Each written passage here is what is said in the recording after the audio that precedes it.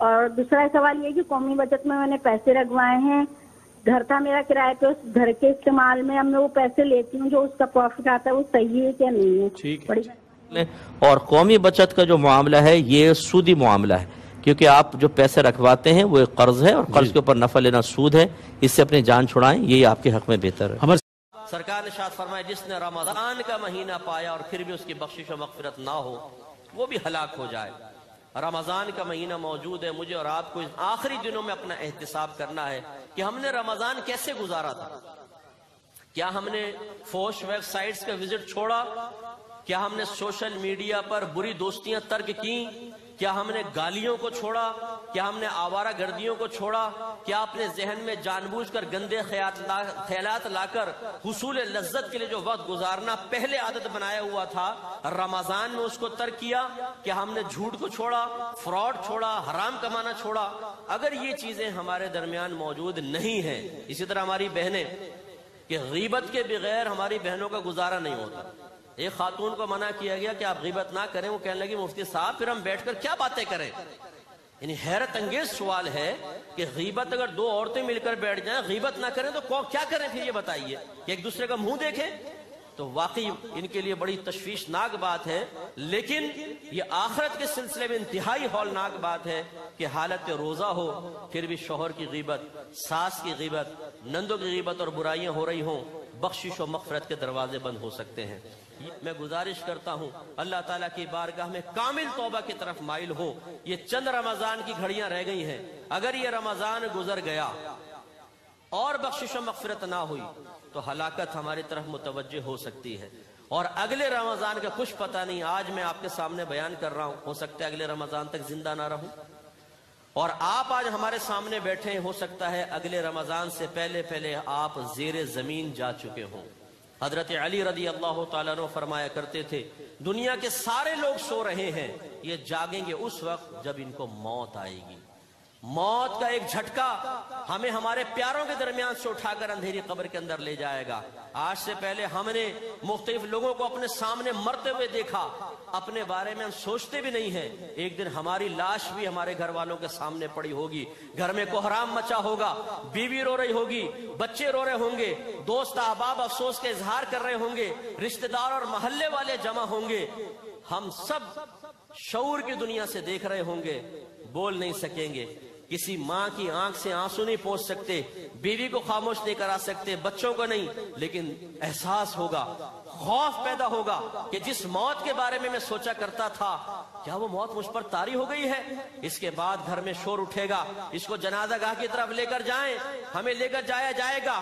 پہلے غسل دیا جائے گا، جو ہمارے بدن پہ خوبصورت کپڑے جن کو دیکھ کر ہم آئینے کے سامنے اترایا کرتے تھے وہ اتار لیے جائیں گے. کچھ لوگ ہمیں غسل دیں گے، پہلے ہم اپنے ہاتھوں سے غسل دیا کرتے تھے، اب وہ لوگ ہمیں غسل دیں گے. اس کے بعد ہمیں سفید کفن پہنایا جائے گا، ہمیں گھر والوں کے سامنے آخری مرتبہ لایا جائے گا. اس کا دیدار کر لو، یہ وہ شخص ہے جو آج کے بعد کبھی تمہارے درمیان لوٹ کر نہیں آئے گا. شور اٹھ جائے گا، گھر والے روئیں گے، چیخیں گے، چلائیں گے، نہیں چاہیں گے کہ اپنے پیارے کو اپنے سے جدا کر لیں.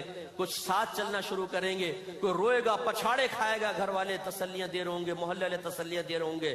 پھر ہمیں جنازہ گاہ میں لایا جائے گا، ہم پر تکبیر پڑی جائے گی. آج سے پہلے جنازہ زمین پر تھا، ہم کھڑے ہو کر دیکھا کرتے تھے، آج منظر بدل جائے گا، ہم لیٹے ہوں گے اور کھڑے ہوئے کو دیکھ رہے ہوں گے. اس کے بعد ہمیں کندھے پہ اٹھایا جائے گا، کلمہ شہادت کہا جائے گا اور ہمارا دل لرزے گا.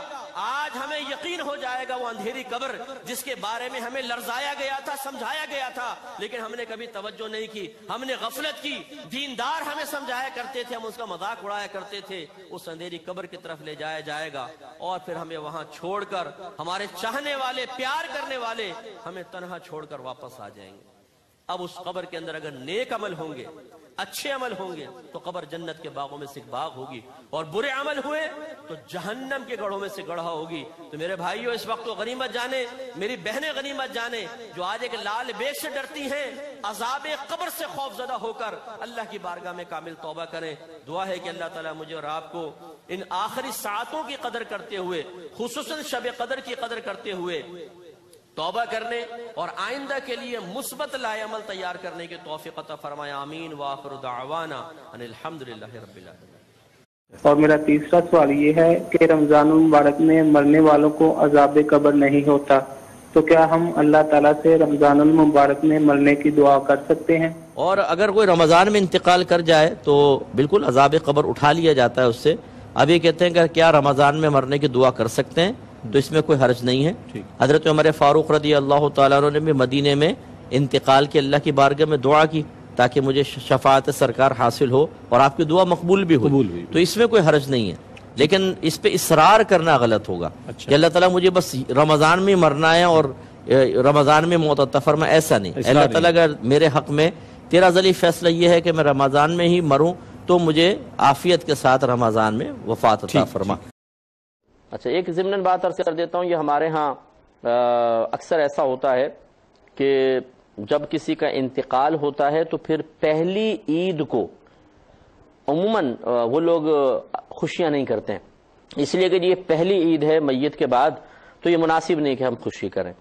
اور پھر بعض خاندان کے لوگ بھی ان کے پاس وہاں جاتے ہیں، جمع ہوتے ہیں اور تعزیت کرتے ہیں، اظہار غم کرتے ہیں، ان کے غم کو تازہ کر دیتے ہیں گویا کہ۔ یہ کیسا ہے؟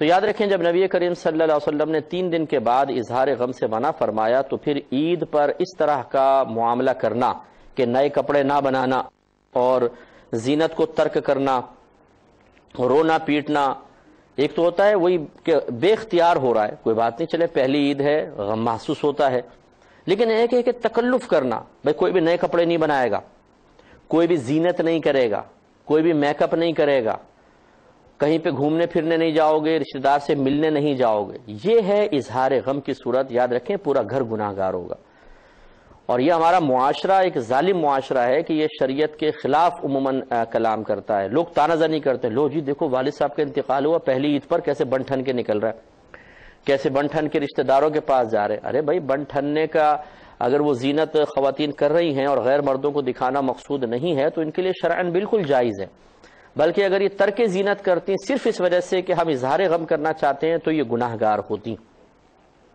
اسی طریقے سے یاد رکھیں کہ عید پر جا کر اظہار افسوس کرنا یہ بھی منع ہے۔ نبی کریم صلی اللہ علیہ وسلم نے 3 دن تک اظہار افسوس کی اجازت دی ہے، جس کو ہم تعزیت کہتے ہیں۔ اس کے بعد رحمت کونین صلی اللہ علیہ وسلم نے منع فرمایا، کیونکہ یہ غم کو تازہ کرے گا اور پھر کوئی اظہار غم پر مجبور ہو جائے گا۔ تو ایسے رشتہ دار جو پہلی عید پر جا کر اظہار غم کر رہے ہوتے ہیں انہیں بھی توبہ کرنی چاہیے، یہ شرعاً ان کے لیے جائز نہیں ہے، اس طرح اظہار غم نہیں ہوگا۔ ٹھیک ہے، جو فوت ہو گیا آپ اس کی ایصال ثواب کا اہتمام کریں، آپ اس کے لیے دعائیں وغیرہ کریں، اس کی قبر پہ چلے جائیں، قبرستان جو مرد حضرات ہیں وہ قبر پہ جائیں، جا کر ان کے لیے دعا وغیرہ کریں، قرآن وغیرہ پڑھیں جس سے ان کو انسیت حاصل ہو، سکون حاصل ہو، یہ ٹھیک ہے، لیکن اظہار غم بالکل جائز نہیں ہے، ذرا ذہن میں رکھیں۔ ایک یہ انہوں نے پوچھا کہ نماز میں بعض اوقات ہم رکعت بھول جاتے ہیں تو کیا دوبارہ پڑھیں؟ دیکھیں، اگر تو زندگی پہلی مرتبہ یہ زندگی میں ہوا ہے تو پھر دوبارہ نماز پڑھ لیں، اور اگر بار بار ہوتا ہے تو پھر آپ سب سے پہلے تو دل میں غور کریں کہ دل کسی ایک طرف جمتا ہے کہ نہیں، مثلا 2 ہی ہیں یا 3، تو دل جس طرف گواہی دے بس اس کو اختیار کر لیں، اور اس میں سجدہ سہو نہیں ہوتا۔ لیکن اگر تیسری صورت یہ ہے کہ ڈاؤٹ ہو رہا ہے اور دل کسی ایک طرف نہیں جم رہا تو کم والی کو اختیار کر لیں، مثلا 2 اور 3 میں ڈاؤٹ ہے تو 2 بنا لیں، اس کو آگے پڑھتے جائیں اور آخر میں سجدہ سہو کریں گے۔ غلط میسج چل رہا ہے آج کل، اور یہ عرصہ دراز سے چل رہا ہے کہ جس نے جمعۃ الوداع میں عصر کی نماز کے بعد 4 رکعت نفل اس ترتیب سے پڑھ لی ہے، مخصوص ترتیب بھی لکھی ہے، تو اس کی زندگی بھر کی اگر 700 سال کی نمازیں بھی ہوں تو ساری کی ساری قضا نمازیں ادا ہو جائیں گی۔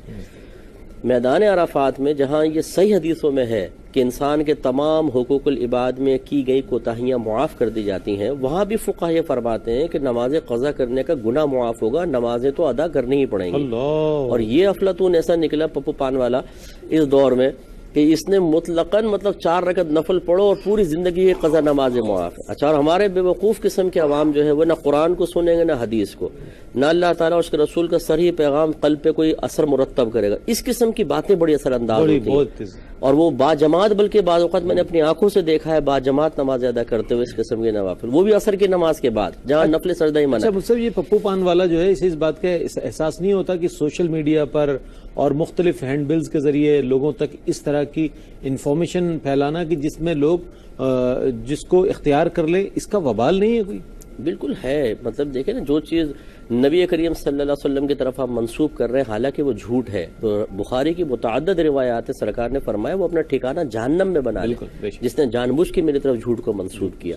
تو یہ بالکل غلط ہے, ایسا نہیں ہونا چاہیے. باقی انہوں نے پوچھا کہ نئے نوٹ 1000 کے بدلے میں اگر آپ کوئی 900 جیسے لیتے ہیں, 1000 کا 1100 کی گڈی, 1000 کی گڈی دے رہے ہیں, جائز ہے کہ نہیں؟ ہمارے نزدیک بالکل جائز ہے, نوٹ کی بیع جائز ہے.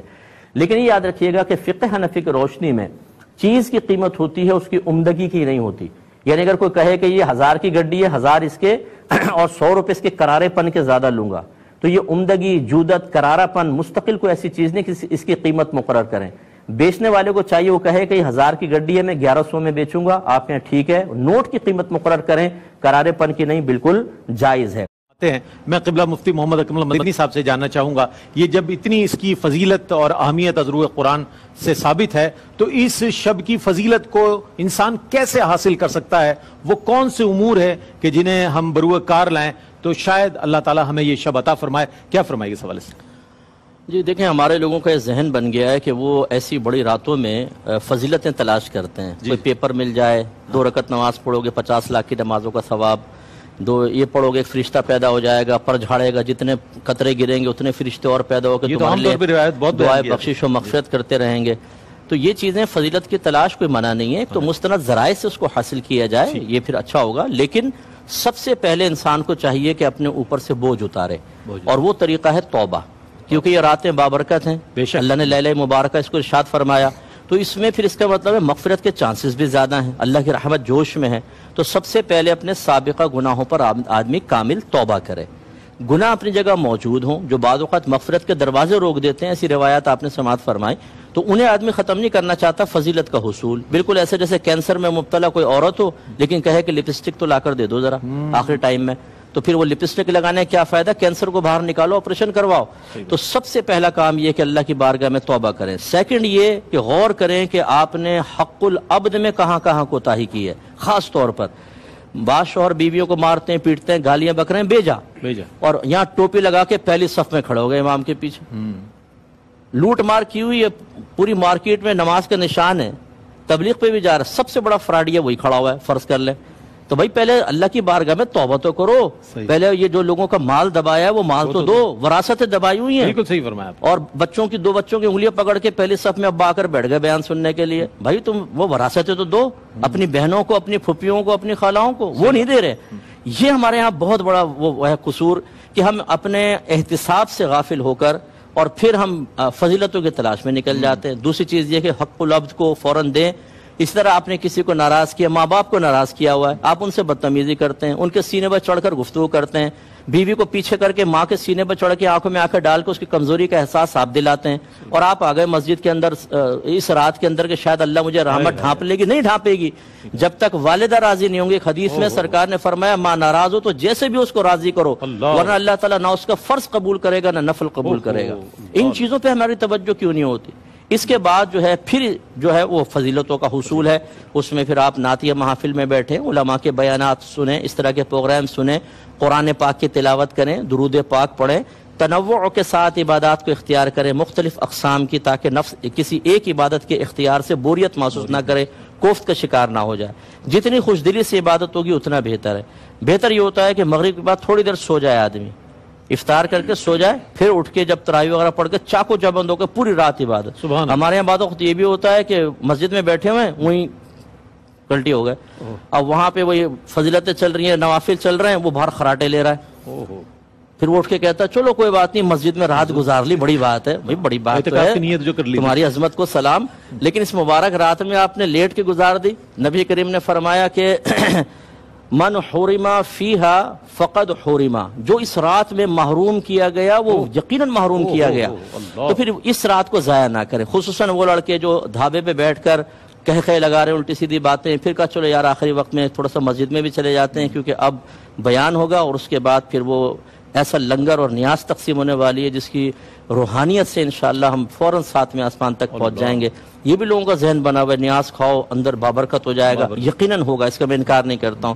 لیکن بھائی تم پوری رات باہر بیٹھے رہے، فٹ پاتھ پہ دوستوں سے باتیں کرو، یہ چیزیں نہ کریں، ضائع نہ کریں. امام غزالی نے اسی لیے فرمایا کہ گناہگار کے لیے بہتر ہے کہ وہ سو جائے، کہ جب تک سوتا رہے گا گناہ سے تو بچے گا. بچا رہے گا. تو بس یہ تمام چیزیں. اچھا ہماری بہنیں بھی یہ نہیں کہ وہ تسبیح پڑھ رہی ہیں اور پروگرام بھی دیکھ رہی ہیں، یکسوئی سے ایک عبادت کی طرف آئیں. پہلے پروگرام دیکھ لیں، کوئی اچھا معلوماتی ہے تو پھر تسبیحات کی طرف آئیں، درود پاک کی طرف آئیں.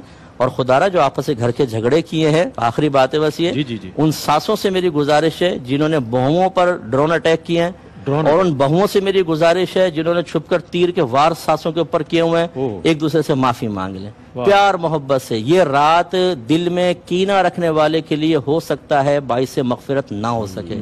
دلوں سے کینہ نکال دیں، پیار محبت کا ماحول بنائیں، انشاءاللہ مغفرت ہمارے قدم چومے گی انشاءاللہ. اچھا مفتی صاحب، بعض لوگ ایسا بھی ہم نے دیکھا ہے کہ مساجد میں تاقراتوں پہ ہوتے ہیں، ایک مجمع ہوتا ہے، جناب ایک صاحب اٹھتے ہیں آج ہی شب قدر ہے، نصیب ہو گئی ہے، مبارک ہو.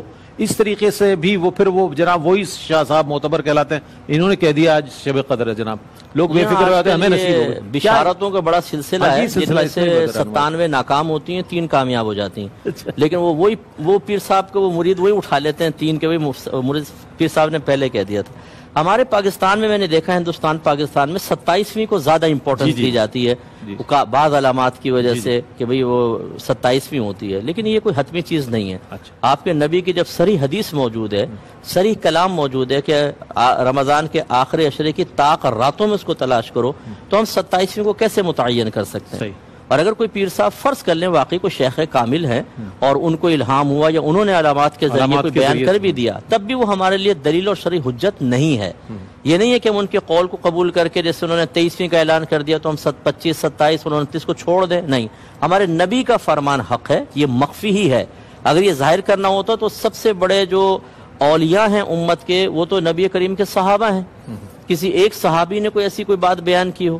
یہ بہت عرصے بعد جو ہے وہ ایسے لوگ پیدا ہو گئے ہیں کہ جو صحابہ تک کو حاصل نہیں ہوئی بعض چیزیں وہ کہتے ہیں ہمیں حاصل ہو گئی. تو یہ چیزیں صحیح نہیں ہوتی ہیں. آپ ہر رات عبادت کریں، اور ایسے حضرات سے بھی میں گزارش کرتا ہوں کہ اپنے مریدین کو نہ مطلب کسی رات کی فضیلت سے محروم کروائیں. اگر آپ اعلان کر دیں گے آپ کی واہ واہ تو ہو گئی، لیکن فرض کر لیں وہ رات نہیں ہے اور اگلی طاق راتوں میں ہے، تو آپ نے تو اپنے متبعین کو بیچاروں کو محروم کروا دیا نا. اس کا وبال کس پر ہوگا؟ جس کے دل میں خوف خدا ہوگا نا، وہ کبھی ایسی حرکت نہیں کرے گا. بہت اچھی بات.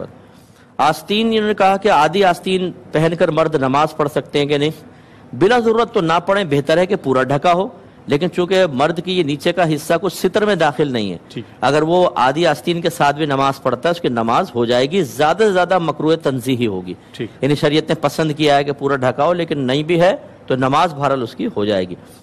لیکن انہوں نے کہا میک اپ پر وضو ہو جاتا ہے کہ نہیں؟ دیکھیں میک اپ 2 طرح کے ہوتے ہیں، بعض تو ایسے ہوتے ہیں کہ بالکل اس کی کوئی تہ نہیں بنتی، اگر ایسا ہے تو وضو ہو جائے گا. لیکن اگر اتنی موٹی تہ ہے کہ اس کے نیچے پانی نہیں پہنچے گا، بعض اوقات تو واٹر پروف ہوتے ہیں، تو اس کو تو اتار کر ہی وضو کرنا ہوگا، ورنہ اس کے اوپر وضو نہیں ہوگا. ایک بھائی نے پوچھا ہے کہ خطبے سے قبل جو دوسری اذان دی جاتی ہے اس کا ہم جواب دیں یا خاموش رہیں؟ دیکھیں، دوسری اذان جو بالکل خطبے سے پہلے دی جاتی ہے اس کا جواب مقتدی کو دینا حرام ہوتا ہے، یعنی مکروہ تحریمی ہے، کیونکہ نبی کریم صلی اللہ علیہ وسلم نے اس وقت بالکل مقتدیوں کو خاموش رہنے کا حکم دیا ہے. لہذا دلی دل میں تو آپ جواب دے سکتے ہیں، زبان سے نہیں. لیکن چونکہ خطیب کا استثناء رکھا ہے سرکار نے، عوام کو مقتدیوں کو مخاطب کیا تھا، اگر امام صاحب جواب دینا چاہیں خطیب صاحب تو ان کو اجازت ہے. یہ میں اس لیے بتا رہا ہوں کہ آپ تو رک گئے، پھر آپ نے دیکھا ممبر پہ خطیب صاحب کے ہونٹ ہل رہے ہیں، آپ نے کہا بھائی یہ تو جواب دینا مکروہ تھا. ان کے حق میں نہیں ہے، آپ کے حق میں مکروہ ہے. لیکن میں اکثر عرض کرتا ہوں، اور ماشاءاللہ علماء احتیاط ہی کرتے ہوں گے کہ اس طرح ہاتھ آگے رکھ کے نا پھر وہ کوئی جواب دے، کیونکہ مقتدی جب آپ کے ہونٹ ہلتے ہوئے دیکھیں گے اور اس کو مسئلہ معلوم نہیں، وہ کہے کہ شاید اذان کا جواب دے رہے ہیں، ہمیں بھی دینا چاہیے، وہ دیں گے اور صحیح نہیں ہوگا.